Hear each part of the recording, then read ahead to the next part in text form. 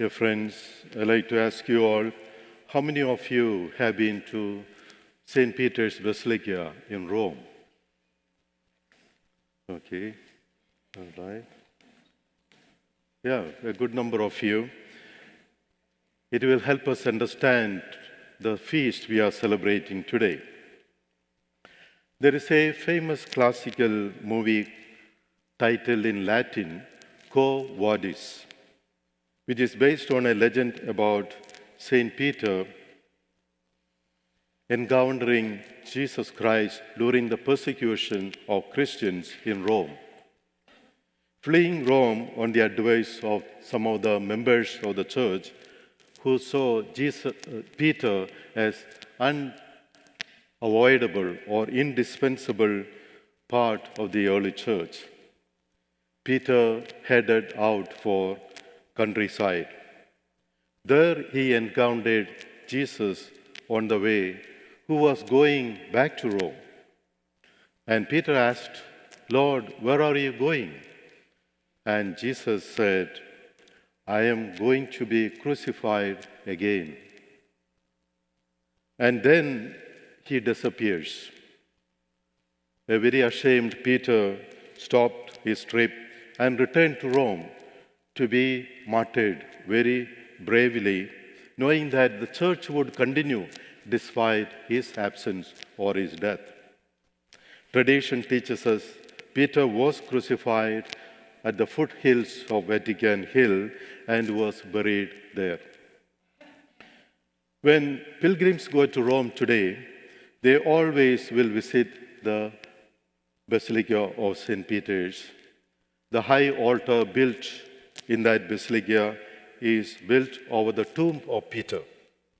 Another basilica that most people frequently visited is the Basilica of St. Paul outside the walls, which was built outside this ancient city of Rome. It was because the city of Rome contained the tombs of Peter and Paul that many people made a pilgrimage to Rome from very early on.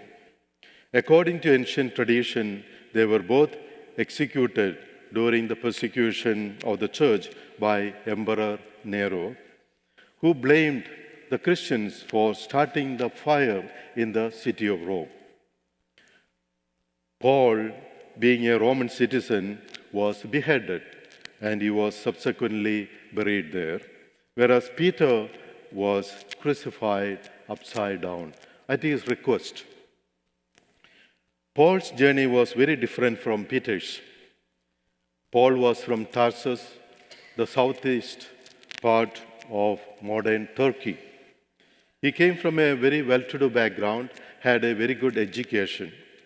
As a zealous Pharisee, he began to persecute the new movement of Jesus, and Peter was its chief shepherd.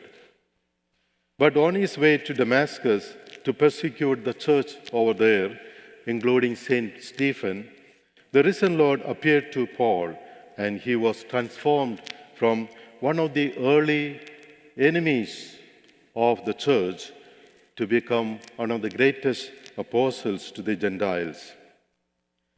Paul spent the rest of his life establishing churches throughout the Mediterranean world. Both Paul and Peter were courageous and generous in their faith and love for the risen Lord. In today's gospel, Peter confesses, according to the answer he gave to Jesus, that Jesus is not just the Messiah, but is truly the Son of the living God. Messiah, according to scholars, is the term used for the anointed one. And here, Peter is especially favored by God with a revelation of who Jesus is. And in return, Jesus tells him, "You are Peter,"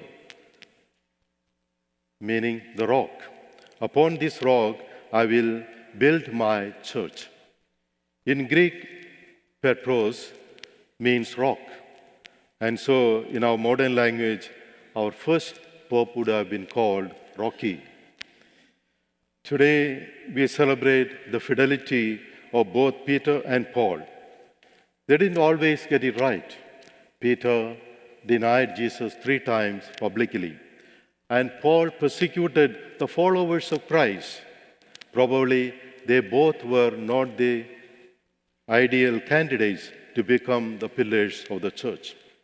Yet the Lord was faithful to them and worked very powerfully through their ministry. And the church may be built on Peter and it is spread through the preaching of Paul, but yet it remains the church of Jesus Christ. It is because the church is the mystical body of Christ that it has survived those persecutions, has endured all through the centuries, in spite of many setbacks and failures. Whereas the most powerful Roman Empire is no more there. It is long gone. When you visit Rome, you can only see the ruins of that empire today. Now, like Peter and Paul, Jesus calls each one of us to share his gospel with others in our own times and our own places. Dear friends, no wonder not many of us today are so committed to spreading the gospel with the same zeal and enthusiasm with which Peter and Paul went about it. They did not give up or abandon God when things were not very convenient or easy. Peter and Paul fought to the very end.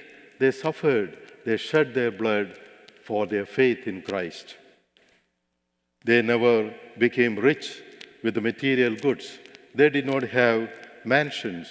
They never had a fleet of cars or private jets to move about, just as many of the televangelists do these days. Yet, Paul and Peter were extremely successful in planting the faith of Christ in the early church. At times, it might be sad to see how Christianity has become a thing of convenience.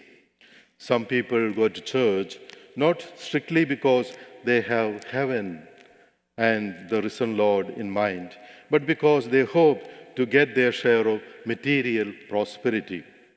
And when it seems as though things are not happening or coming their way as they expected to, they move on from one church to another, from denomination to denomination, expecting or looking for more prosperity. The idea of martyrdom today is almost non-existent. No one wishes or eager to die for their faith in God. In this sense, the famous British poet Alfred Lord Tennyson writes this: "It is better to have loved and lost than never to have loved at all."